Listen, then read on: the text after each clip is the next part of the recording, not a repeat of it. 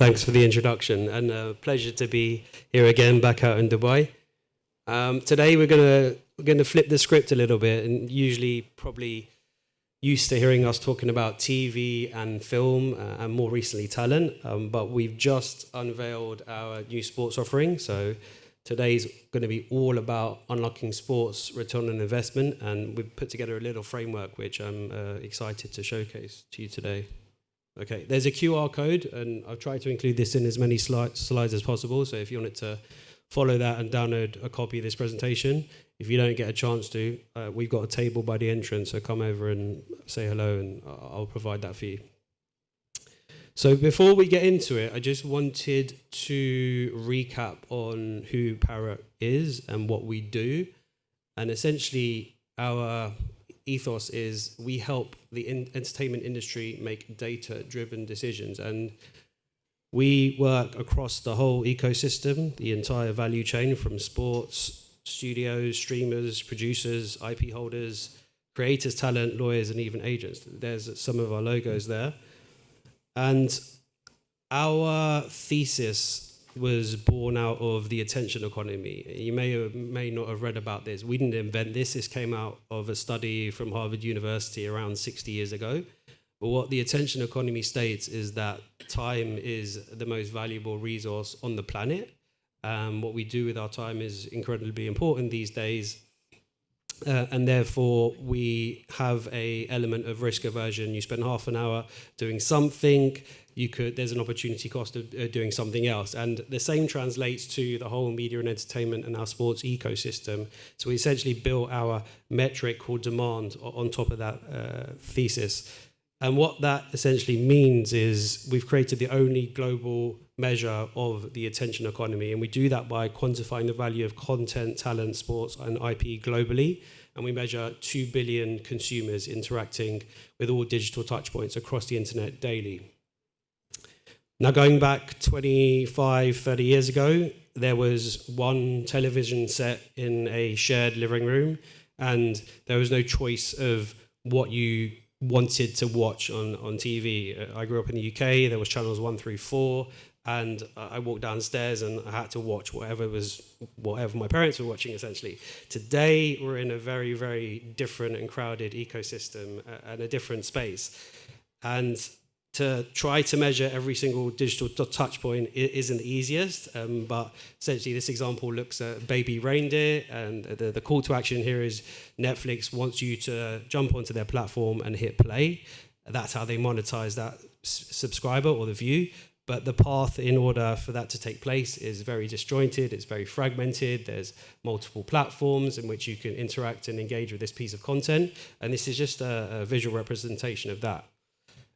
Now at Parrot, we are behind some of the biggest hits in Hollywood, and we measure content across the entire life cycle, from development to distribution and monetization.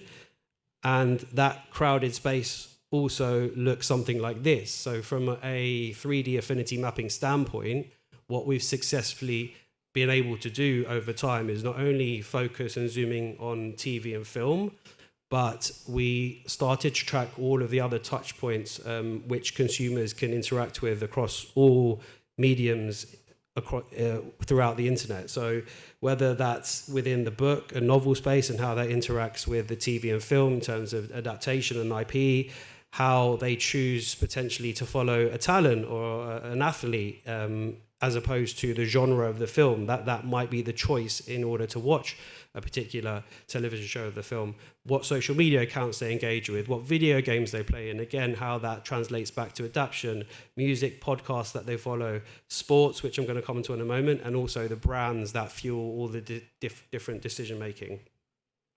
And a very quick recap. So this didn't happen by chance, and we spent around 10 years and lots of R&D in building out our entertainment tech infrastructure. So that's everything from metadata to taxonomies to affinity graphing, ingesting all the publicly available streaming and box office data, looking at catalogs, platform by platform, market by market, release calendars, now streaming economics, etc. I won't go through all of that. And off the back of that, what we now have in all markets across all platforms is a specialized analytics and AI platform, which allows us to interrogate country-specific demand, streaming evaluation, white space mapping, genre deep dives, concept testing now even, and a bunch of others there. So this brings us to sports, and I'm going to play you a quick video to just introduce what we've built in the sports space.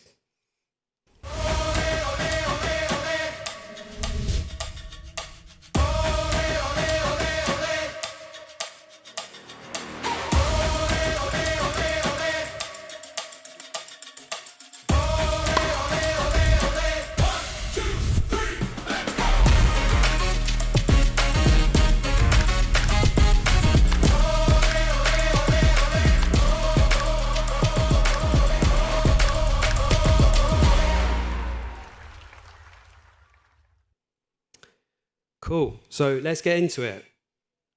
Back to the presentation.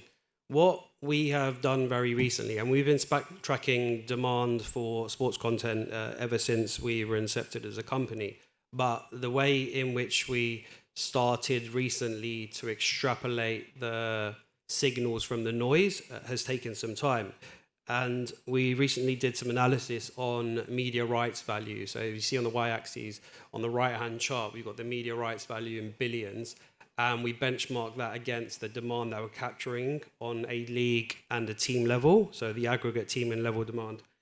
And what we uncovered is almost a 0.9 R-squared correlation there. So that essentially means that the demand can translate into the media rights value. And on the left-hand side, you can start to understand what that media rights value looks like from a league and competition perspective. So once you know that, the metric becomes super powerful. And we also found a correlation between the teams as well, and the same metric on the y-axis, the media rights value. So more to come on that in the moment, but when I talk about taxonomy, it's very difficult to understand demand within the sports ecosystem on not only a league and a competition level, but then tracking every single team within all the different sporting leagues and the competition, and then all the talent that feature within those teams, whether it's a team sport or a single sport. We've managed to successfully start to do that. So what I'm going to do is I'm going to walk through a 8-step framework, and let's pretend today we run the Saudi Pro League, now known as the Russian Pro League, and we can start to understand how you'd leverage some of our signals and metrics in order to really power all decision making across your football league.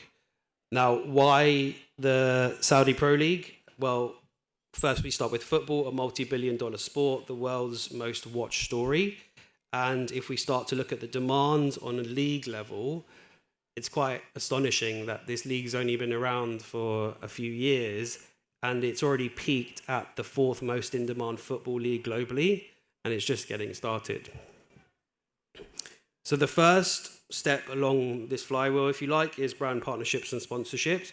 So what we're able to do, and this is also, we have the ability to do this through TV, film, video games, and everything you saw on the previous diagram, but we're able to map through audience cohorts and look at their affinity to specific verticals within the content space. So if you start to map through an RSL or a Saudi Pro League cohort through to viewers which also follow specific sporting teams, and we can put an affinity metric on top of that as well, we can also start to understand how they navigate and over-index versus some food and beverage brands and technology and entertainment. These are just 3 verticals which we're showing you today, but we can do it across all verticals.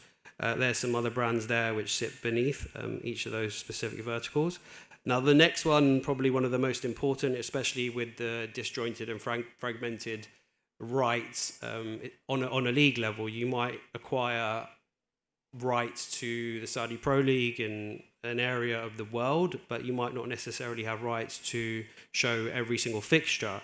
And what we did going back to 2020, because I mentioned that we've been capturing this data a while, we worked with one of the major local Greek broadcasters, and they had acquired rights to the Euro 2020 at the time. It was the first time they had a major footballing tournament, and they wanted to understand how to start to schedule all of the different fixtures they had at their disposal.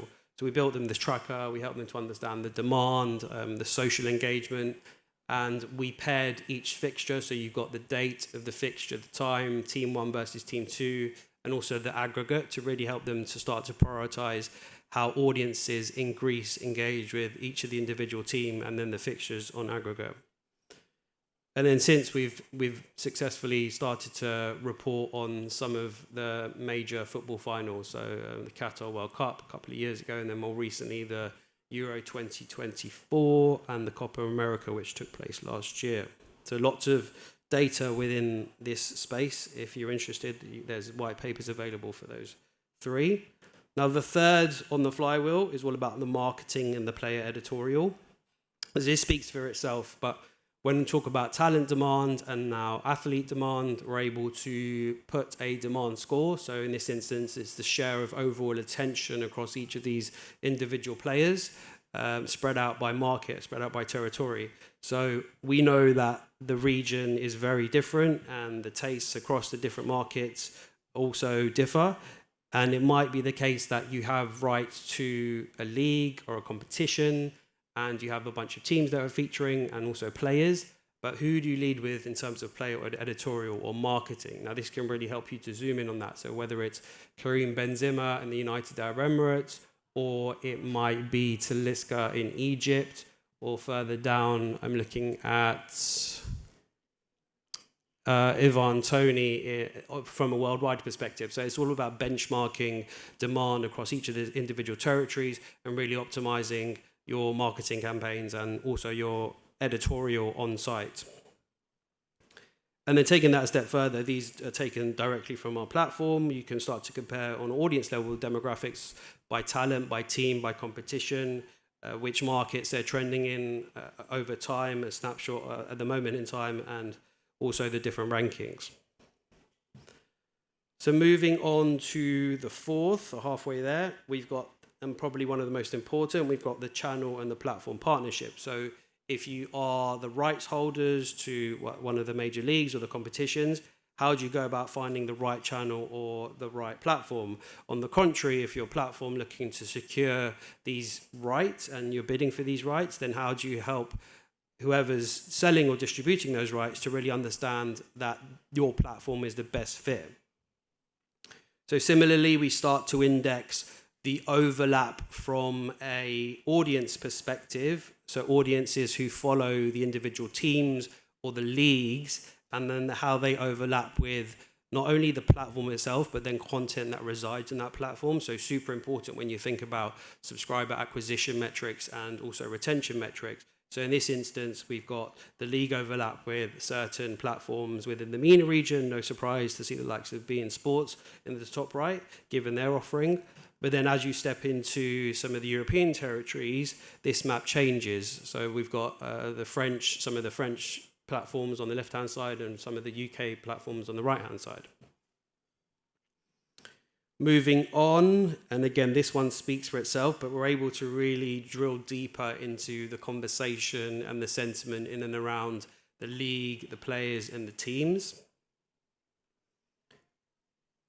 And this one, from a talent perspective, it is also interesting. So not only we've correlated on a league competition level or team level, but we've also uncovered a correlation between the player demand and the total price of that player. So in terms of overall package and transfer fee. So in this example, what we've started to understand is, again, taking the Saudi Pro League as an example, players that generate high demand. And when we're talking about high demand, we're talking about high local Saudi demand in this instance. But on the x-axis, we're looking at a metric called travelability. So how well do these players actually travel on an international level? Now, for that top left-hand quadrant, as a Saudi Pro League, you might be thinking about how do we develop our grassroots? How do we really get the local talent to travel and to help put our league on an international map? When you move to the right-hand side of this chart, unsurprisingly, you've got the big hitters who generate really high local demand, but also high travelability. And then moving down to the bottom right-hand side chart, less local demand, but high travelability. So it's, as a league, how do you identify the younger talent, which may come at a cheaper price? And then if you flip the axes altogether, we start to look at a growth index. So we were able to map multiple different metrics against demand, and this really helps you to identify who are the fastest growing talent worldwide and how do you go about attracting those to your league. And then second to last, we've got licensing and rights. So when you look at the league's potential and its share of overall demand, we started to benchmark against some of the other competitions. So the likes of Monday Night Raw, which obviously Netflix picked up the rights for WWE earlier this year, and it's been highly successful on their platform since, and they've reached audiences in and around the world, which probably weren't possible before without that distribution.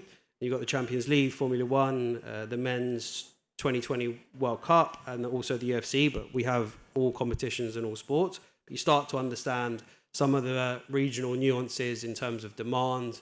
Unsurprisingly, in the UAE, cricket over-indexes, UEFA Champions League in Morocco, closest to Europe, and then Raw in Saudi Arabia and WWE, given the Riyadh season and their play within that space. So when we translate that into actual self-reported data in terms of this example looks at Ligue 1 in the UK. The deal value there was around 35 million for broadcast rights, 21 through to 24. Now, just on that data point alone, and I'll take you back to this chart, where we uncovered that the Saudi Pro League peaked at number 4, and this is the ranking within the UK, and Ligue 1 is number 5, but then we can start to benchmark and use that data to really understand the true value of some of these leagues by territory. A couple more examples within this space. So we're looking at the Brazilian market here, and we're looking at the Champions League and the contribution to Max as a catalogue. So throughout the season, 9th of July through to May 30th, we looked at the overall share of all series and movies on Max in Brazil. And we looked at a portion of the Champions League, all the teams that featured throughout that season. And we also did this for the day of the final, and you can see that rose to 6.5%.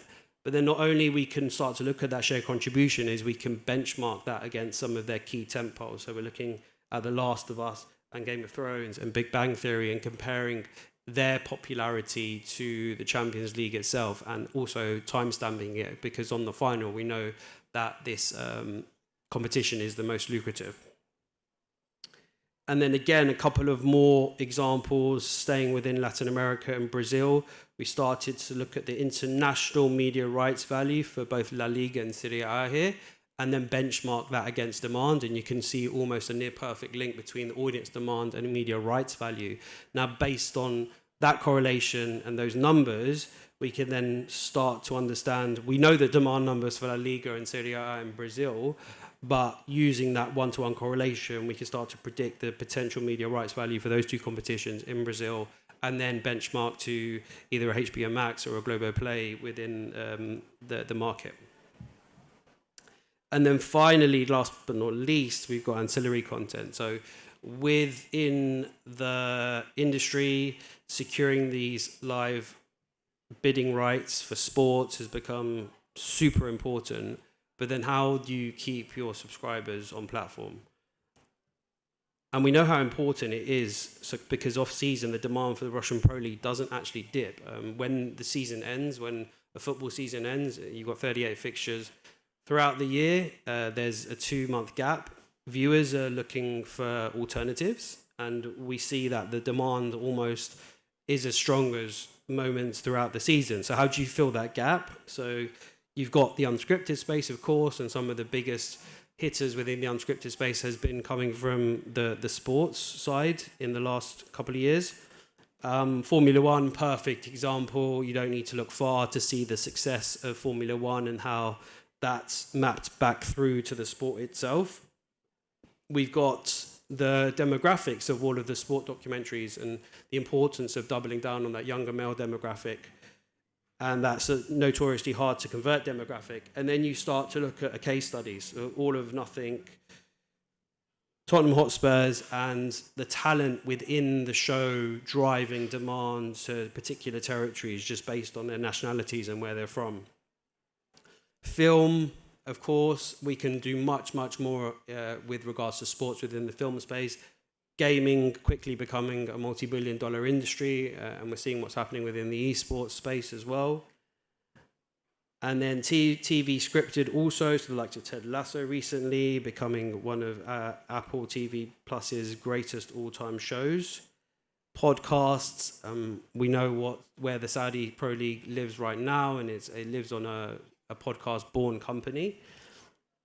And experiential events as well. So there's lots of data points in which we can help with in terms of really looking at shoulder sports content and ancillary content to fill that gap. Now that's the wheel, and I'm going to play the video one more time before we leave. But let me leave this up whilst he gets, if you wanted to scan the code again. And thank you for listening today.